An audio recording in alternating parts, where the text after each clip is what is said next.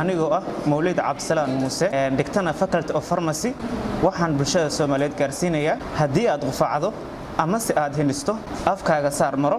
ama si suxulkaaga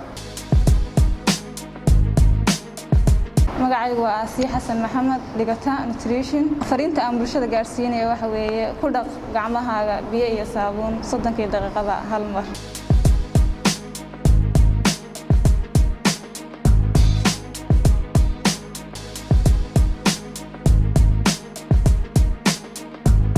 magacaygu waa Cabdixakiim Mursal Ismaaciil dhigta kulliyadda shaybaadka ilaalina qof gacantaada ku salaantay magacaygu waa Khadra Maxamed Axmed dhigata kulliyadda nursing waxaan farayaa bulshadayda inay iska ilaaliyaan meelaha ay dadku ku badan yihiin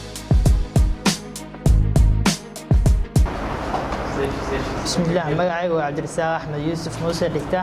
Medical Lab Semester 4 ka fogow dadka una jirso masaafo 2 mitir ugu yaraan anigoo ah Xabsa Cabdiraxmaan Ismaaciil Faculty Midwifery waxaan farayaa in la xirto face maskiga